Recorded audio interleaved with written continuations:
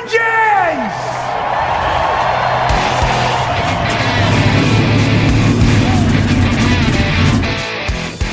Pick the pace car!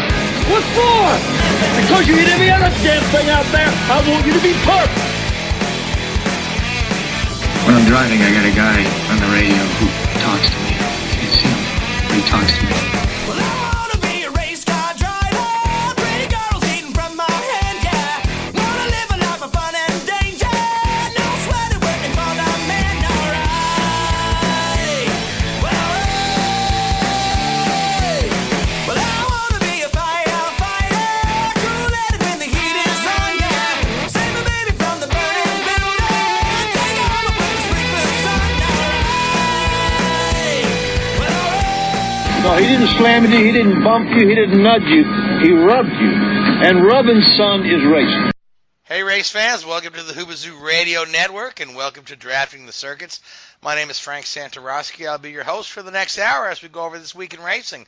Joining me in the studio, Mr. Seth, Eggert, Richard Youden, and Gray Warren. How we doing, folks? Great. Doing good. All right, I mixed up your names, jumbled them up. Oh, they're on the edge. I mean, Gray's been getting that top billing forever. I thought I'd give Seth a little pat on the back. So, because Seth, you spent your weekend at the Charlotte Roval, covering all kind of neat stuff there. So we had NASCAR was on the Charlotte Roval. We saw young Chase Elliot have quite a day where he he looked like he threw his race away and then came back through the field and won the thing.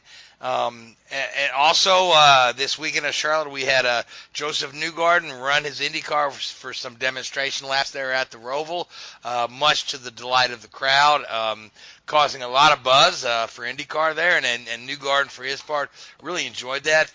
Over in Russia, Formula One, Hamilton takes the win after Ferrari's strategy kind of implodes. And that's all kind of complex, and we'll have our Formula One man, Richard, get into that a little later in the show. But Seth, Gray, let's talk about the Charlotte Roval race, because once again, as it was last year, it was a pretty fine show, was it not?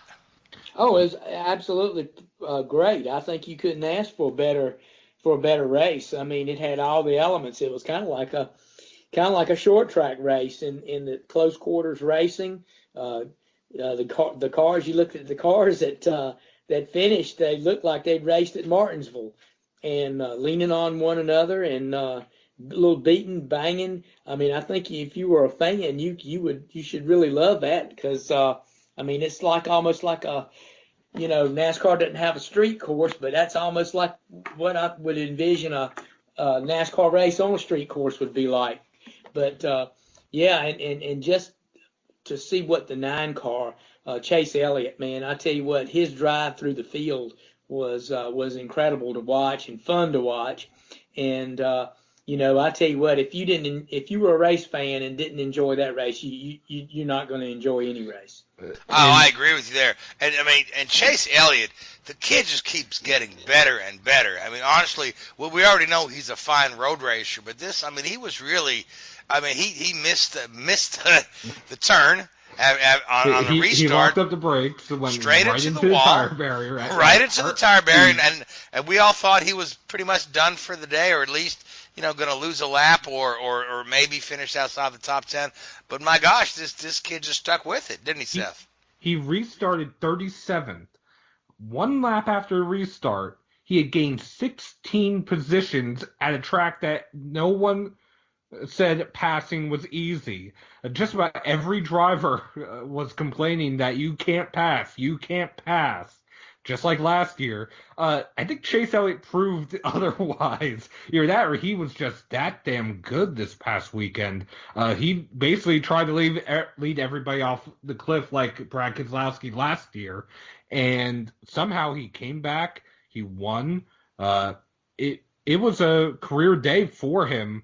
It reminded me a lot of the story of Bill Elliott years ago at Talladega, coming back from 2 laps down without a lucky dog, without cautions, and driving his way back up through the field. Granted, it's slightly different circumstances. Obviously, that was a super speedway race, no restricted plates. This was a road course, and Chase never went a lap down. But it's just an incredible story nonetheless. Certainly is. Now let's talk about him running off the first turn there. I find it interesting that we've got that chicane there right on the front stretch, but we skipped that for restarts. So as the television announcers made sure they reminded us time and time again, on a restart they're carrying quite a bit more speed into that first turn than they are in a regular lap because they don't have that little slow down there. But the restart zone is right there on the oval portion of the track. So I mean, what are your thoughts on that, Gray? Gray, I want to throw this to you since you've been watching racing a whole lot longer than Seth and I. I mean, do you agree on them changing the layout just very slightly, just for the restarts, or do you feel like if we did a restart through the chicane, it would just be more of a mess? It'd be more of a mess, really. I mean, it'd clog things up. I mean, it gets pretty hectic when they go down into turn one anyway. I think that's a good call because it's close quarters. I mean, we obviously know that it's done inside a 1.5 mile oval. So, yeah, you've got to do that. I don't mind that. And I like what they did to chicane on the backstretch, too. I think that improvement really, really helped it. Some good racing through there. The guys could set up a pass, either entering or exiting the chicane, and going back up onto the turn 3, turn 4 of the oval. I think the changes that they did on that really helped. And like I said, that restart zone is probably a good thing. You just gets the cars where they can kind of sort themselves out before they get that rush down in turn 1. On top of that, it also eliminates an advantage that the leaders would have, a disadvantage that the mid-pack and especially the rear of the field would have. Right, exactly, yeah. It would bottleneck everything and kind of clog stuff up and give the guys up front a big breakaway, actually. So, yeah, I don't see anything wrong with that restart. I think it's pretty like Seth said, it's kind of fair. Now, yeah, like I say, you just gotta be a little careful and remember you're going a little faster. So, because we saw, like you said, Keselowski did the same thing last year, right off into the wall. Correct. So. All right, go ahead, Seth. Now, something else about the chicanes I do want to mention real quick. The chicanes actually meant the difference, at least for Ryan Newman, between moving on to the next round and not moving on to the next round. Yeah, he made a mistake there. He made a mistake with 3 to go, missed the backstretch chicane, never performed the stop and go in that restart zone on the front stretch, which meant he then had a drive-through penalty, which he also never performed. So instead of finishing 9th where he was running, he had a 30-second time penalty and was credited with a 32nd place finish. That points difference, which ended up being about 20 points, took him from being 12th on the playoff grid to 14th and outside of the round of 12. And all he would have had to do was perform that little stop on the course or go through the pit lane. Which he would have probably lost somewhere around 10 positions. That being said, if he had lost 10 positions, he would have at least had a fighting chance to remain in the playoffs versus getting a 30-second post-race penalty that dropped him somewhere around 22 positions. Right. So, as you just stated, this was an elimination round. So, other than Ryan Newman being eliminated, right, we also lost Kurt Busch, Eric Jones, correct? Eric Jones, correct. And Eric Amarola. Am I right? Right. Correct. So we're down to 12 guys. 12 guys. Now, of those 12, is anybody surprise you that made it to this 12? Honestly, just the way his season's been going, I want to say Ryan Blaney. Granted, a Team Penske driver. However, he's just been kind of on the outside compared to the other two Penske drivers. Inconsistent. Yeah, which is very uncharacteristic for Penske. He's had various mechanical issues, including one in the Roval that they had to fix mid-race, and somehow he didn't lose a lap. He's had tire issues. He's just had bad luck this season. Yeah, poor guy. The interesting thing, now that you mentioned Ryan Blaney, I happened to notice this during the race, because we talk about how tough a track this is on brakes, because Ryan Blaney uses those bright yellow wheels. It was really evident how much brake they were using, because by the time he'd go to the pit stop, those front yellow wheels would be nearly black. For all the brake dust, yeah. But I mean, it was just so. Martinsville, yeah. Well, certainly, but it was so evident on that bright yellow wheel there, yeah. So, just an observation of mine. Well, nothing important. We all know a road course is tough on the brakes. There's about 4 heavy braking zones: turn 1, turn 6, which brings you back onto the oval, the backstretch chicane, and the front stretch chicane. Certainly. So let's talk about Bubba Wallace a little bit, because from what I observed, that at the end of the race, Alex Bowman was feeling quite dehydrated after the race, and Bubba Wallace walked up to him and offered to help him hydrate by dumping a cup of Gatorade in his face. So now I know I'm just being silly, yeah, but let's talk about the little heated. I mean, Bowman's had a couple of issues with a couple of drivers over the last couple of races, so you guys break that down for me. Well, first off, let's start at the very beginning of the race when all of this started. Going into the backstretch chicane, Bowman locked up his brakes and spun into Bubba. Later on, when Bowman caught Bubba, Bubba decided he would give him the one-finger salute on every straightaway. Not taking kindly to that, Bowman turned Bubba into the outside wall off of the backstretch chicane, and then we had the incident on pit road post-race. Just before I get to that, though, the reason why Bowman was dehydrated, he was sick all weekend.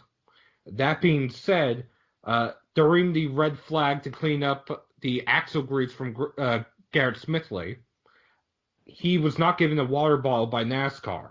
NASCAR went around giving drivers water bottles, and for whatever reason, the official handing them out never gave one to Alex Bowman. Yeah, he said they stopped 4 cars before they got to him. I don't know if they ran out of water bottles or if they were too close to the restart. Yeah, but you figure, or if there was some miscommunication somewhere. Yeah, I don't know. I did hear that story. I don't know, and we all do know that Bowman was suffering effects of the of like a late summer flu.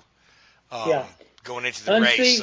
Unseasonably hot day, and you've got a right side window that was in the car. So yeah, it just that those cars, when they stop like that, just become a giant heat sink, and it's pretty unbearable in those cars. I personally say there's nothing wrong with Bubba throwing the water on Bowman in a normal circumstance. What made this abnormal was the fact that Bowman was dehydrated on the ground and being attended to by medical personnel. Not only did Bubba splash Bowman, he splashed the doctor, as well as Jeff Gordon, who was there as well. But granted, yes, it's just water. I mean, yeah, at the end of the day, there were no penalties assigned, but it certainly didn't make Bubba look good in the face of the fans. It made him look very unsportsmanlike to go up to a guy sitting there on the ground and splash the water in his face. Almost reminds me of the Impractical Joker sketch where you walk in and splash the water in the face and say, "Hey, did I deserve that?" Well, he has, but at the same time, culpability in the whole incident too. Certainly, yeah. I mean, Bowman's the guy that spun him out. You listen to the in-car radio, and the spotters and all were talking, the crews were talking, and he told them, he said, he does it again, I'm going to dump him, and he did it again, and he dumped him. So, Bubba going to have to learn to stay classy. Yeah, stay right. And like I said, that he evidently didn't read the book, how to win friends and influence people, and like you said, that. I've got to give him a copy of that back one day. Yeah. Well, one more. You don't, that stuff. Well, Bubba ended up getting the worst end of that deal from a PR standpoint, and that's going to come back to bite him in the ass. Sure, but haven't we talked about that this is one of the things the sport has been lacking? We've talked about when we had, Willie T. Ribbs on here last week, he talked about how the drivers are all just too vanilla, too even keeled. These little kind of, get fired up and have a little barb here, dump a guy here, whatever. Is this what the sport's missing, or is this just, small potatoes compared to a real rivalry? If both of them were standing upright and nose to nose, wouldn't be a bit of problem. But that's kind of a chicken shit deal where he does it when the guy's down and turns and walks away. He knows he's not going to get in retaliation. Let me see him do it when both parties are standing up nose to nose. That's flavor. That's flavor there. You know what I'm saying? That's I got you. I got you. Saying, I got no problem with them confronting him and doing all that stuff, but don't, hey, confront him standing up nose to nose, not laying down on the ground, with a doctor and a nurse standing over him, Who builds Bubba Wallace's car? RCR. Oh yeah, who did Bowman have a little spat with the other week? Oh yeah. Well, I tell you what, it come to find out, Austin, if you listen to the in-car radio, Austin was egged on that deal by other parties to go up there and do it. And then at the end, in the end, Austin had second thoughts when he was talked about the race. He said he wished he'd never done it because it ended up costing him a decent finish. And ultimately, he said he should have just let it go and move on. Yeah. One more thing I do want to touch on before we move on from the Cup Series, at least. Speaking of moving on, Michael McDowell. Friday morning, he got to the track and had severe abdominal pain and back pain. Ended up getting rushed to the nearby ER and was passing a kidney stone. Ooh. Later that same day, he returned to the track and he qualified. He not only qualified, he continued to practice and race throughout the weekend. He missed one practice session in which Austin Cindric subbed in the car for him. But he has to have the Iron Man award for this past weekend. Yeah, certainly. Yeah, that's passing the kidney stone is no easy task. So Seth Gray, other than Chase Elliott's fantastic drive here, who else do we really think kind of shone on that Roval this weekend in the Cup Series? Because I thought a lot of guys had some really good drives there. Well, Bowman had a great drive too. As did Byron. Yeah, Byron. Harvick. Yeah. Truex had, Truex was solid. He didn't have anything at the end. I think it's more of a tire thing than anything. It didn't help him that he Truex had a up and down day. I think he missed the chicane twice. And it didn't help that he also blew his engine in final practice. And had to start in the rear, yeah. But, but it was, he had some guys rally. Ryan Blaney, he had trouble and ended up, rallying, getting a decent finish. Newman put in yeoman's work. I mean, if that mistake, on the thing. But, that's the thing about that makes that track so good. It's, you're not going to turn a perfect lap there. And you saw guys slipping and sliding and drifting out, and even the 9 car. I mean, he just managed that car. That's what I like about that racetrack, because it's you really got to just get up on the wheel, elbows up, and drive the race car, and it was that's what made the race so good. Well, what I noticed about Chase Elliott, at least in practice, and I didn't think about it until after the race, he was driving deeper into the chicane than anybody else. And every practice lap, he would go a little bit deeper, until he finally spun. Like he was testing the waters to see just how far he could go. And then come race time, he was driving into both chicanes about 7 to 8 car lengths deeper than anybody else. Yeah, he found the limit of his car and exploited that.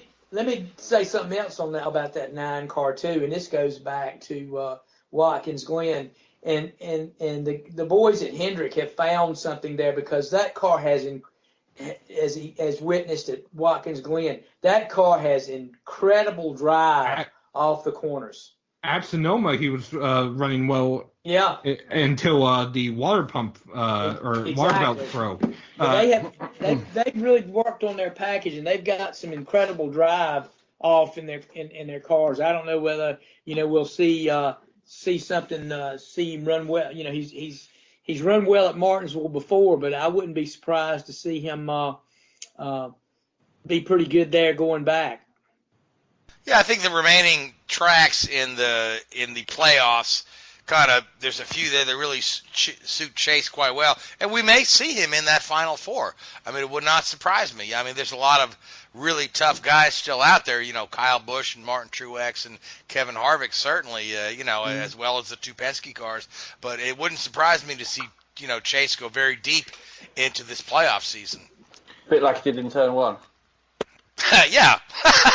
So, but we had an Xfinity race. We had an Xfinity race on the Roval as well, and that was another little exciting little race there. I believe AJ Allmendinger won the thing. Finally, without getting a DQ anyway. Finally, yes. So let's talk about that a little bit. I believe young Ostrich Cindric was right there in the mix as well. Austin Cindric was. Honestly, the race was more so between AJ Allmendinger, Chase Briscoe, and Christopher Bell. 3 drivers you wouldn't typically associate with battling each other on a road course, although Briscoe did win this race last year and Bell won the most recent road course before this at Road America. That being so why said, wouldn't you associate them with road courses? Well, I'm just saying. You contradicted yourself. Well, for one thing, Bell and Briscoe are typically more dirt racers than road course racers. Anyway, moving on from that contradiction. I'm sorry, Seth. You walked into that one, sir. But of course, Allmendinger is born and raised on road courses. So well, you want to associate the 3 of them battling each other. How about that? How about that? All right, I'll give you that. So anyway, it ultimately came down, at least for Briscoe and Bell, to late race battle going into the chicane. Briscoe essentially forced Bell to miss the front stretch chicane. Bell retaliated by turning Briscoe in turn 2 in the infield section of the road course, bringing out a caution. Bell, since he didn't stop, and because the caution came out, received a penalty that he had to restart at the tail end of the longest line. That essentially ended their days, handing the race to AJ Allmendinger, who had been running somewhat distant third behind the 2 drivers. Now, was this an elimination round for the Xfinity or no? No, Dover is the elimination for Xfinity. Okay, thank you.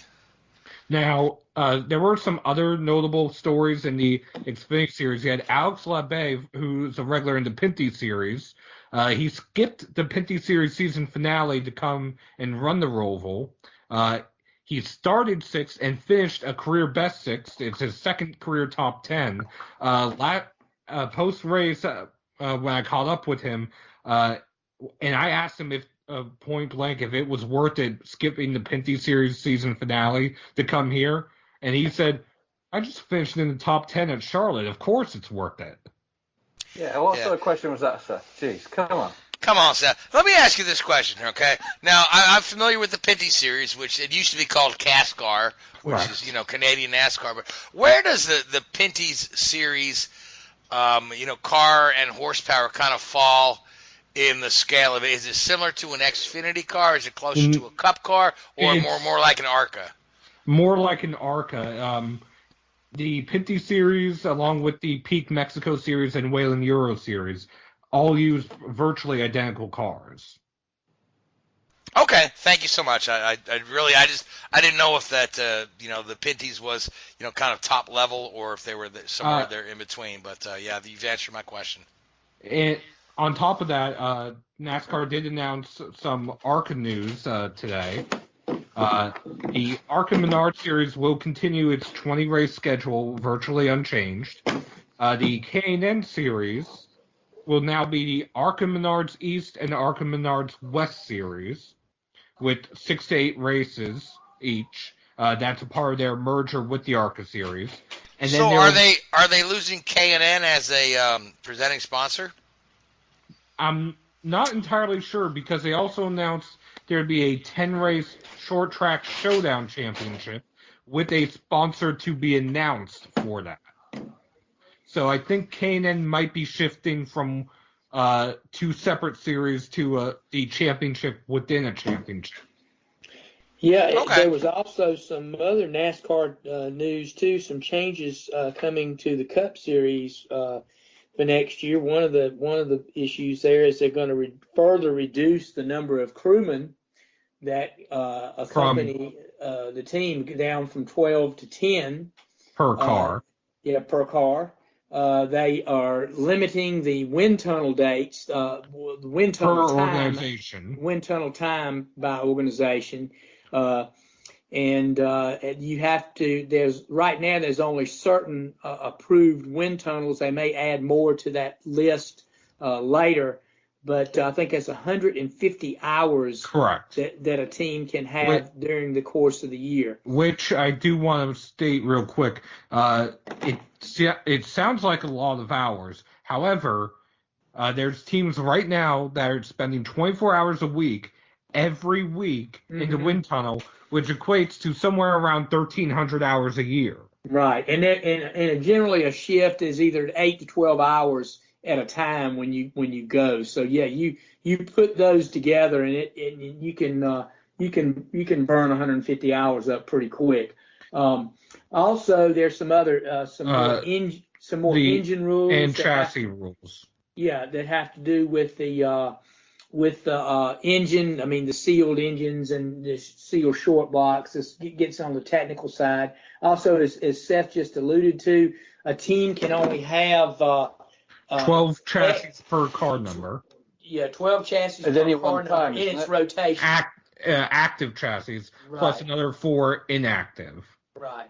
So yeah, you got to the only time you can replace a chassis if NASCAR deems it is wrecked beyond repair. There's also other rule if a particular chassis takes 3 or 4 green flags during the course of the season, it can be replaced.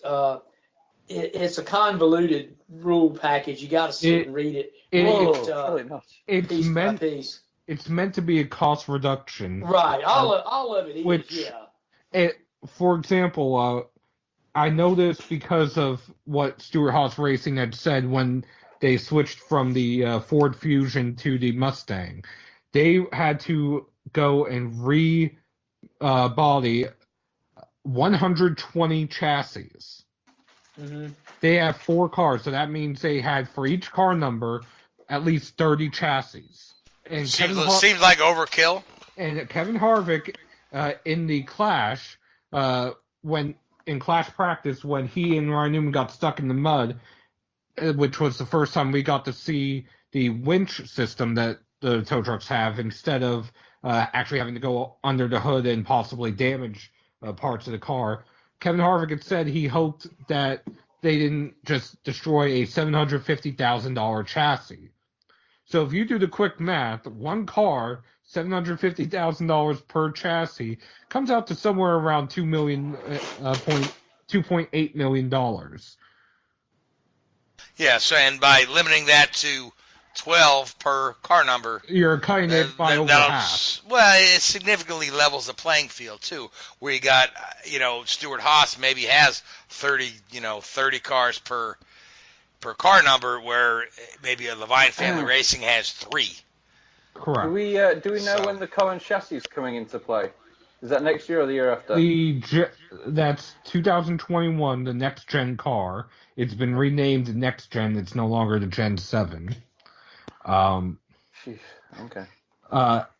Otherwise, there was also talk from the Sirius XM NASCAR channel that Chevrolet might have a new body style as soon as next year, which, correct me if I'm wrong, to me seems a little jumping the gun because I don't know what they'd be able to translate in a lame duck year to the next gen car. So probably what's happened, from my understanding, unless they've changed it, they have, so NASCAR and it's like an old Dodge from whenever it was a few years ago now, Templar. 2012.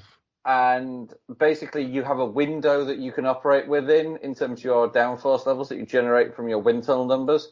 And it could be that the Chevy are just not inside that window. So they're like, well, we're going to make a few tweaks. And I mean, in theory, if these teams wanted to, they could generate 10 times more downforce than they do, within a week if NASCAR opened the rules up. So the fact that, we're operating with this window, it may be that they realizing that, they're not going to get back into that window with the current configuration. So they're saying, hey, look, we're just going to redesign the thing. Yeah, and also NASCAR is only going to allow them like four different variants in their chassis. So this would be, say, a variant or at least a update, so to speak. Right. So in other words, you can't, like what is it? What all that stuff we had at RCR, the V31, all the different suspensions, all the different front clips and rear clips. And all that stuff. So NASCAR's only going to allow them full variants. So they've stepped in to kind of and of course this is driven by the owners. The owners are the ones that request this. So it will. I don't think to the fans they're not going to see any difference in it. The teams will save a little bit of money. The problem was no matter but they'll what take happens, that money. But they'll take that money they save and spend it somewhere else. So or at least some will, which is one reason why they also had NASCAR do certain limits with wind tunnel and chassis and other areas to try to prevent them from doing that very thing, because that is essentially what ran Furniture Row Racing out of business. Yeah, and then too, the manufacturers can continue to do their developmental work for the new car at the wind tunnel. Let me ask you this. Speaking of wind tunnels, now you said that NASCAR is going to limit the amount of wind tunnel time. Which, if any, of the NASCAR teams own their own wind tunnel? I mean, just none of them? Okay, I didn't know if Stewart I thought maybe Penske had one. Gene Haas used to own one before Stewart Haas was created. Aerodyne, didn't he? Yes, and Roger Penske had attempted... He has a scale wind tunnel. He attempted to build a full-scale one as well as his own test track, which the city of Mooresville told him no because of the sheer amount of land he wanted to buy in order to do it. Okay, I was just wondering how they could police that if somebody had their own wind tunnel, but it sounds like nobody has their own full wind tunnel facility, though.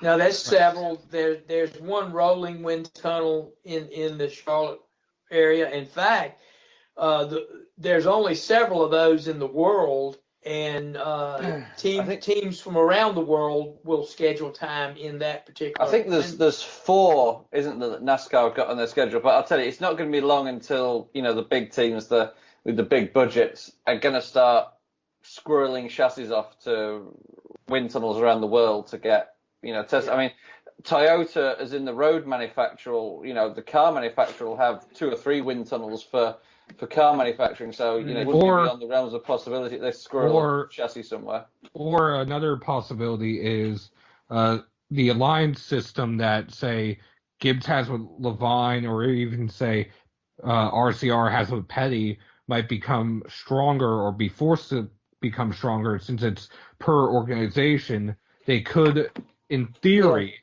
give a chassis to Petty, and Petty, under name anyway, be the one to go to the well, obviously they've already figured that out. They're gonna work. The wheels have already turning on that deal because they'll use their alliances and they'll put that together to help that. So and there's nothing you can do about that. No way you can police that, because that's the open sharing of information. So yeah, and the chassis essentially come from the same place anyway, so it's really nothing you can do about it.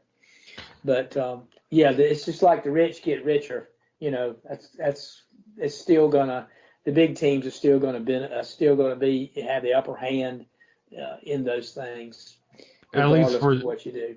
At least for now, until the composite bodies come into, which that is, as of right now, the last I heard, about a year and a half from now. Yeah, and I tell you what, you can believe that too. That there's ways around that too.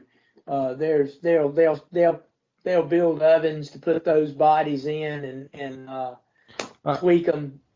So I mean, it's always going to be there. You're never gonna be able to police it totally, where you say, okay, let's NASCAR. Unless you show up at the racetrack with a bare chassis and they hand out the bodies when you get there, you know what I mean? But that'd be hilarious. That would be IROC.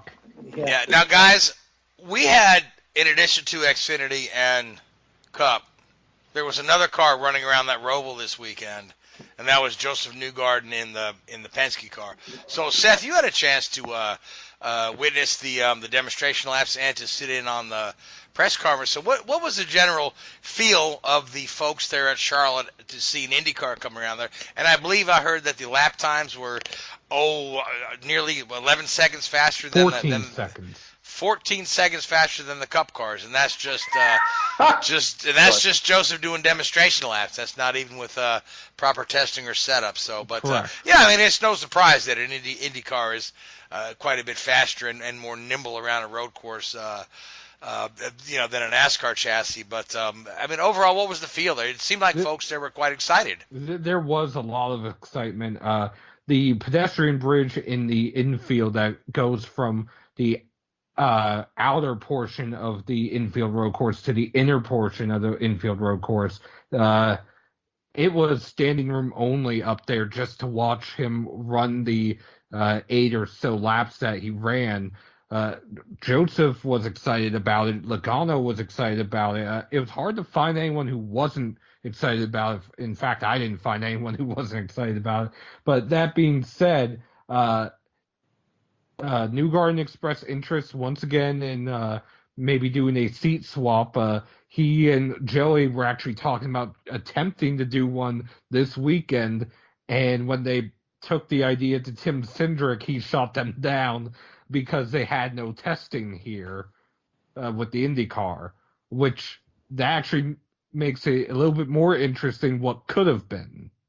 Sure, yeah. Now we know that Keselowski had a test day in Pagano's car at Road America 2 years ago. So and I'm still waiting for. Will Power has said he'd like to run a NASCAR race, and Newgarden's expressed some interest, but I haven't seen Roger let one of his IndyCar guys, set in a NASCAR ride yet, just even for some test laps anywhere.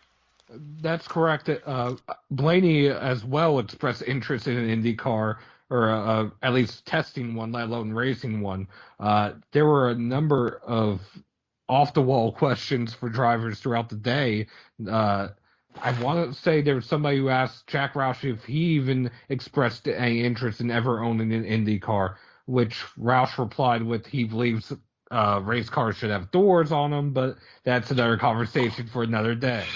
Yeah, of all the people to ask, Jack Roush, okay, yeah. The point is, though, there was a lot of excitement, a lot of interest.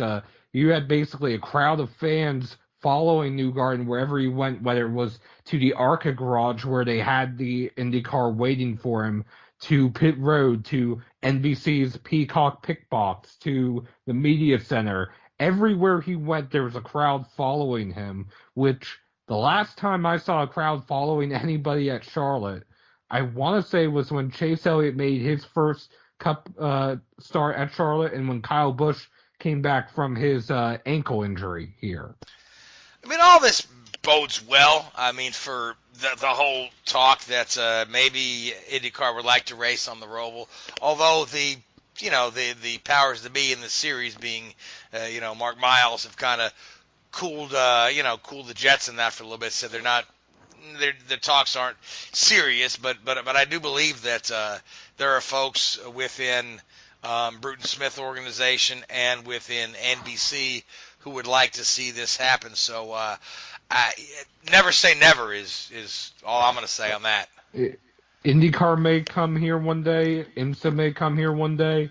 Hell, a dream that some people were talking about was all three a triple header weekend in which you had IMSA running on Friday, IndyCar on Saturday, and Cup on Sunday.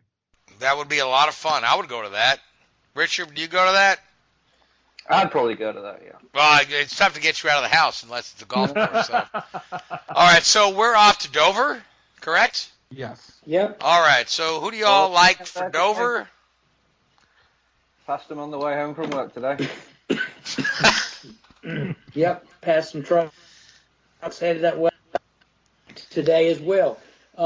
And one unique thing, this will be Dover's 100th Cup race. Is that right, Seth? That is right. I believe it's the 8th or 9th track to reach 100 races. Yep. So 69 was the first race at Dover. 300-miler way back when, and had one race that first year, and the King won it in a Ford. Yeah, it's that's pretty good milestone. Speaks to the in this day and time where some tracks come and go. It's been around a long time, and Dover's a good track and a fun place.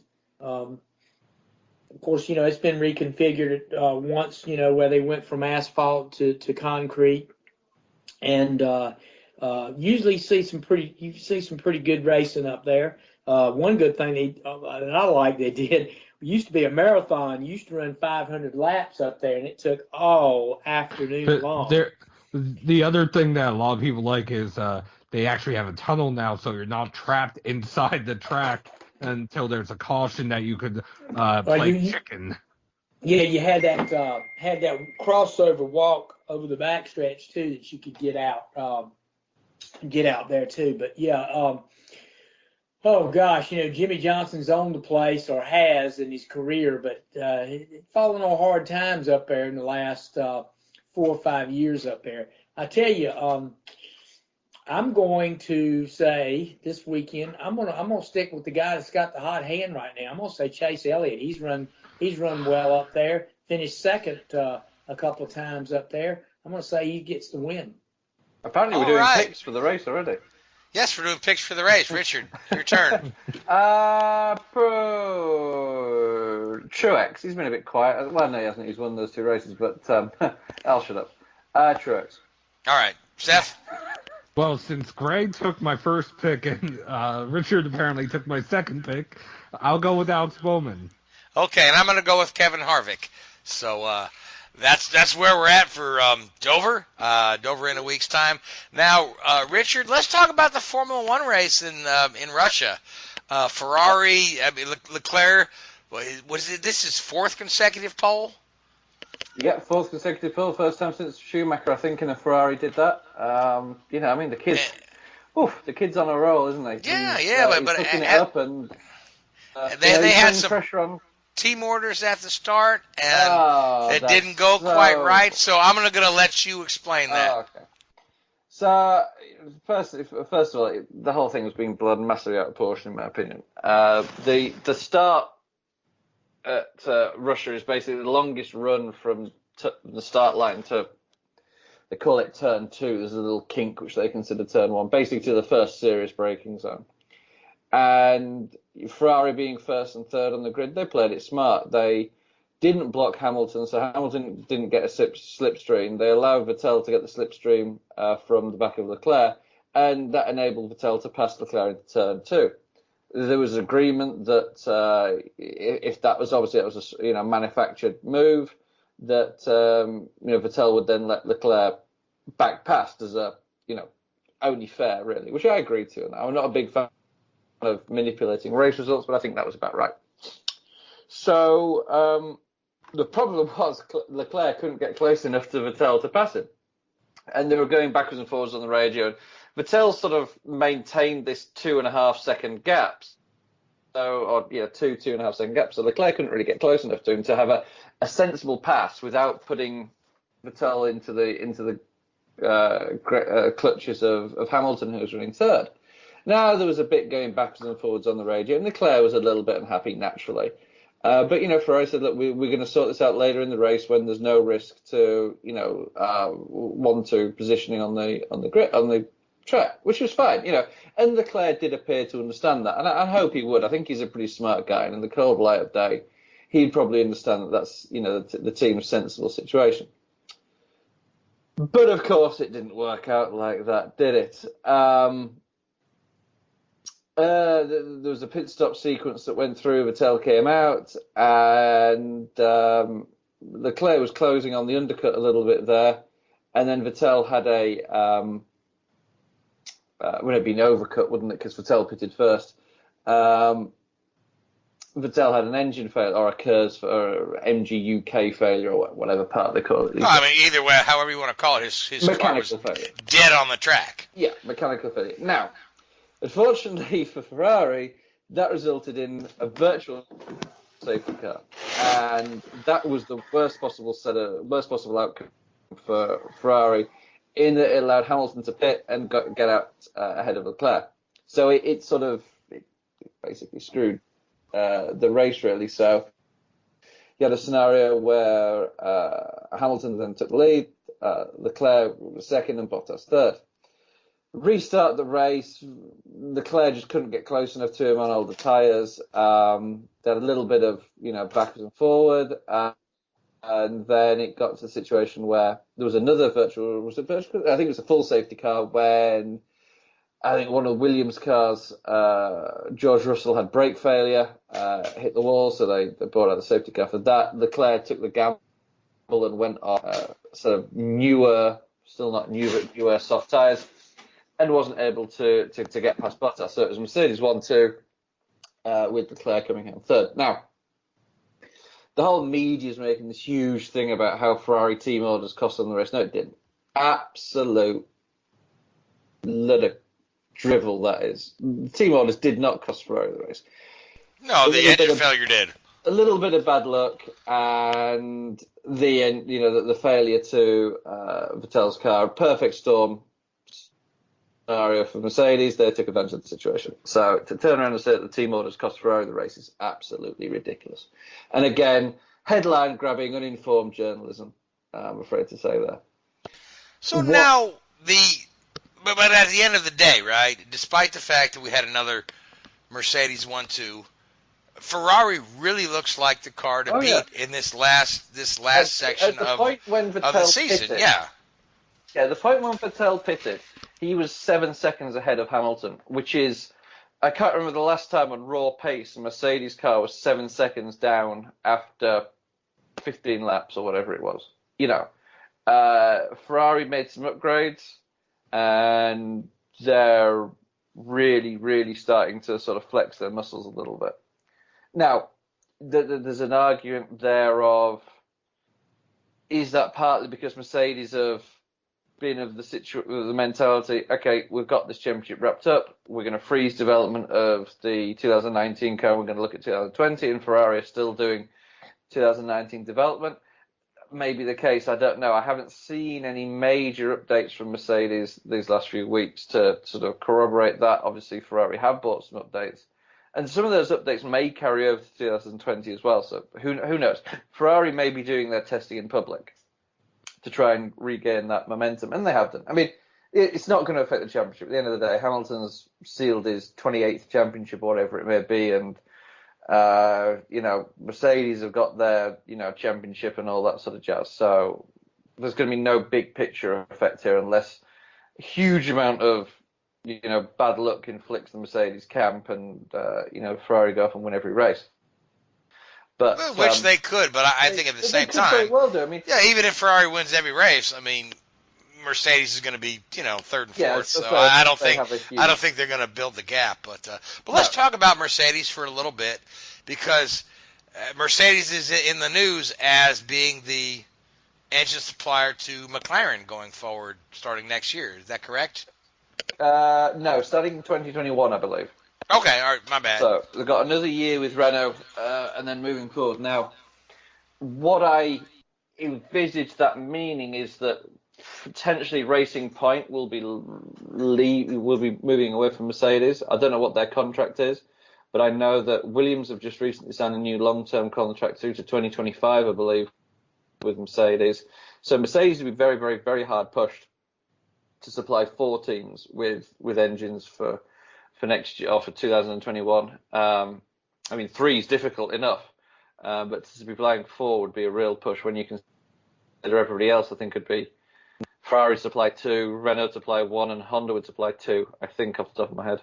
And you would imagine that Renault would want at least a second team just for the development exactly. sake. So I imagine you'd see, there's a very strong possibility in my mind that Racing Point would switch to Renault. It's interesting. I wonder about the logic behind it. I mean, I will say this, and I've always said this going back to when I was working in the sport.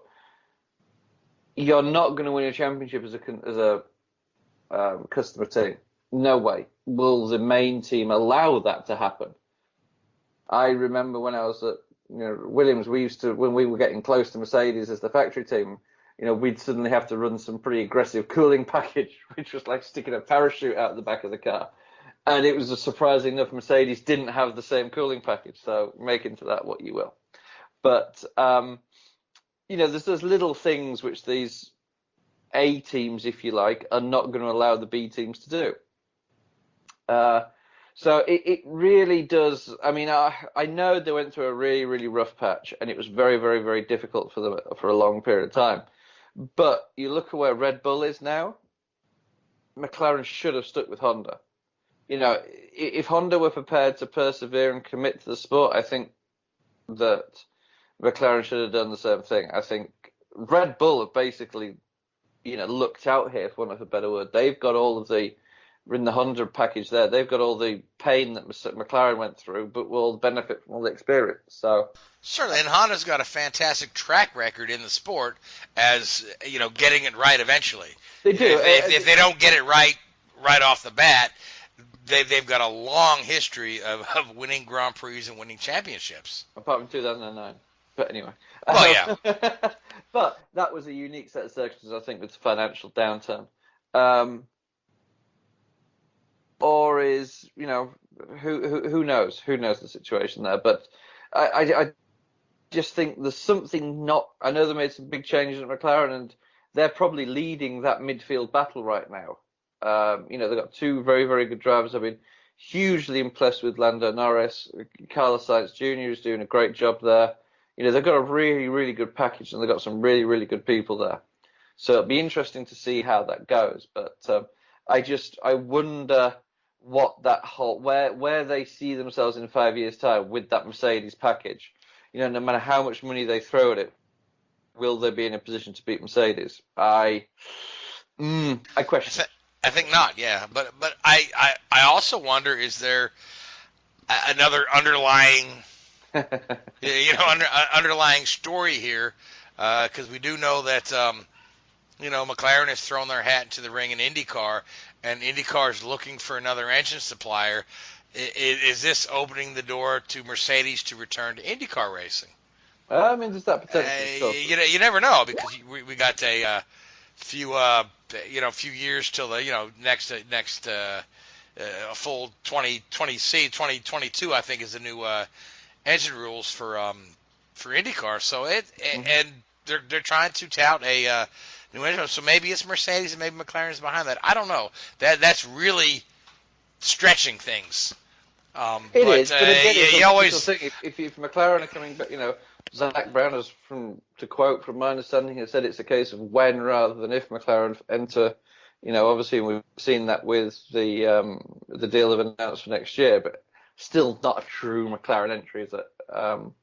No, it's more like McLaren is the primary sponsor of the Schmidt-Peterson team. Exactly. But they're going to have a lot of personnel, a lot of support, in that deal there, although they won't own the team per se, but who's to say that they won't? That's only a matter of time, isn't it, really? It's only a matter of time before they, buy the whole team or buy another one or just start their own. But yeah, it would make logical sense. You wouldn't want a McLaren IndyCar team powered by,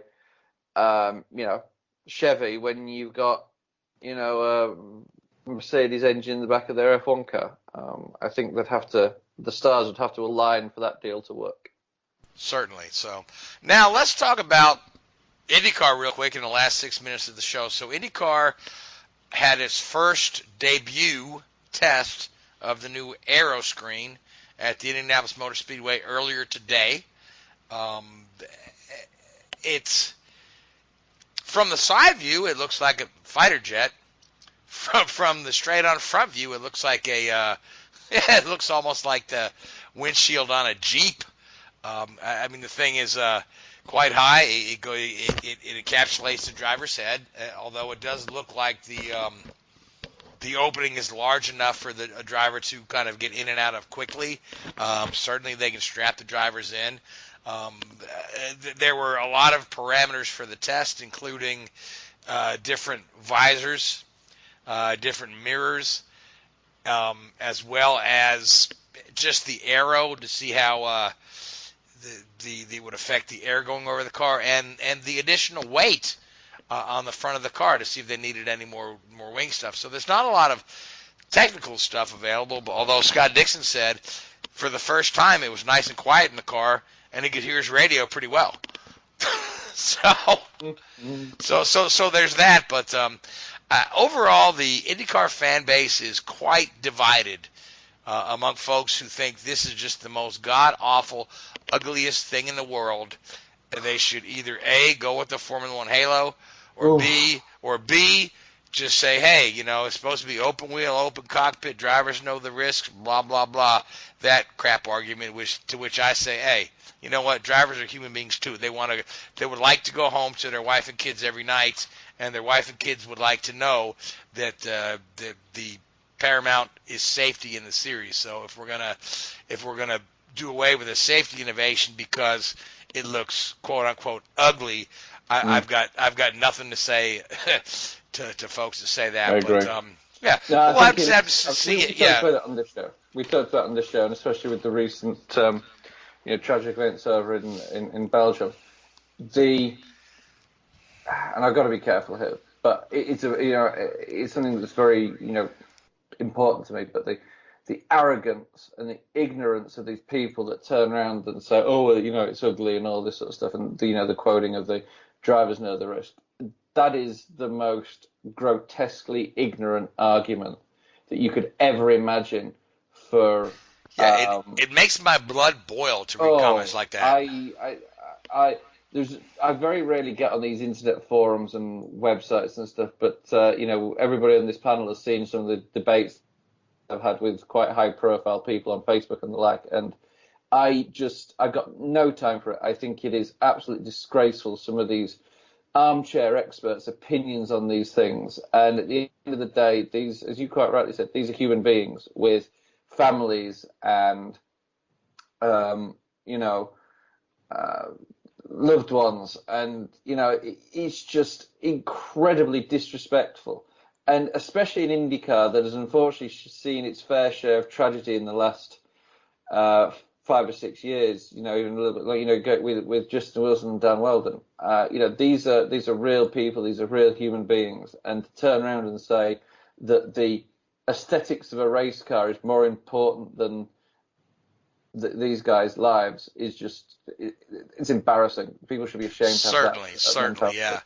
Now the other big hot topic amongst the armchair engineers is how do they extract the driver in the event that the car is upside down? Okay. And again, you think there have not been 100 computer sims or 1,000 computer sims done on this? I mean, sure, they haven't flipped a car upside down to try to get a guy out yet, but we're just in the testing phase. Yeah. We're just in the testing phase trying to. Didn't they? Yeah, well, but this thing has a full kind of screen around it, right? It might be a a little more difficult to get a guy out. I don't know. Everyone wants to point to Hinchcliffe's accident in Indy where he was pinned in the car with the suspension rod through his leg. Okay, and they said that the extra couple of minutes would have taken to get him out. But you know what? And again, these are just uninformed folks making their concerns known. Although what they don't realize is this is made by Red Bull, and it's been in test for 4 years now. Yeah. And they've done all kind of simulations. The first time they put it on the car and run it, and actually the folks say, "Oh, you can't see the driver anymore." You can actually. I saw some of the video today. You can actually see the driver pretty well through that screen. Yeah. You know, I mean, at the end of the day, if it saves us the driver, I'm all about it. So, very quick comment on driver extraction. I guess I'm almost certain with this that IndyCar uses the same technique Formula 1 does now.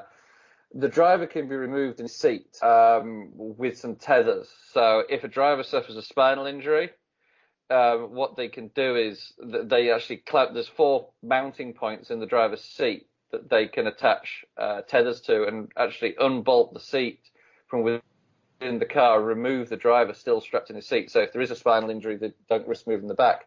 So with regards to driver extraction in an instant like that, this thing's not going to make any difference. You know, that's one of the reasons why from head on it looks a little bit ungainly.